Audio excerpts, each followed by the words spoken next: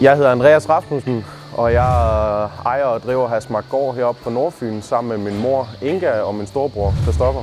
Bedriften består af 200 årskøer plus opdræt, og så passer vi ca. 400 hektar, og så derudover har vi en halmproduktion til fjernvarme. Inden jeg kom hjem, der var jeg på en naboejendom, hvor jeg var med til at starte de nye Lely A5-robotter op, og da jeg kom hjem til A3-robotterne, der fandt jeg virkelig ud af forskellen fra A3 til A5. Vi har malket med Lely A3-robotter siden 2009, og i februar 2024 der fik vi muligheden for at skifte til de nye Lely A5 Next-robotter.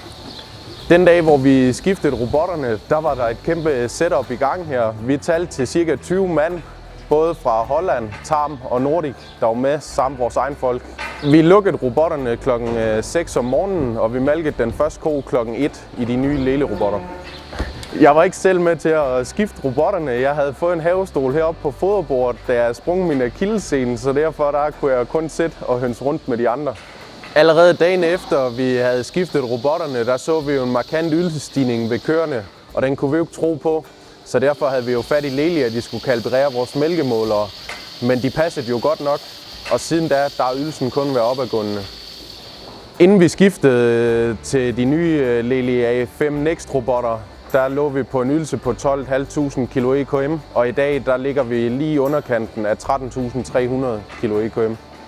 Fordelen ved de nye Lely A5 Next-robotter, det er, at effektiviteten er virkelig høj. Driftssikkerheden den er helt i top. Der gik 2 måneder før vi havde den første robotalarm. En af de ting, der også er super godt på de nye robotter, det er påsætningen. Den forbedrede laser, den er bare med til, at vi nærmest ingen mislykkede malkninger har. Påsætningen den er utrolig hurtig, så vi har også været hen og justere på vores børstetid, for at de kan nå at lægge mælk ned. En anden væsentlig ting ved de nye robotter, det er, at de er utrolig nemme at malke ind i. Førhen var vi næsten altid 2 mand til at malke kvier ind. I dag der malker vi ind alene, og de går nærmest ind af sig selv, og der er ikke ret mange af dem, der sparker.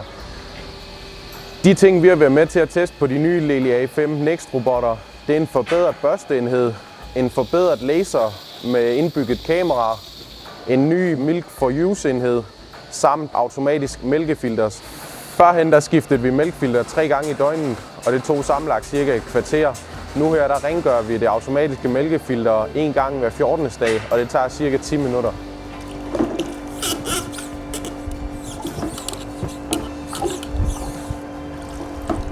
I dag der henter vi næsten ikke køer til robotten. Vi samler op 2 gange om dagen, men vi har kun én fast henteko, vi henter nu her. Det er min mors ko, og den får lov til at blive her. Den henter hun med glæde.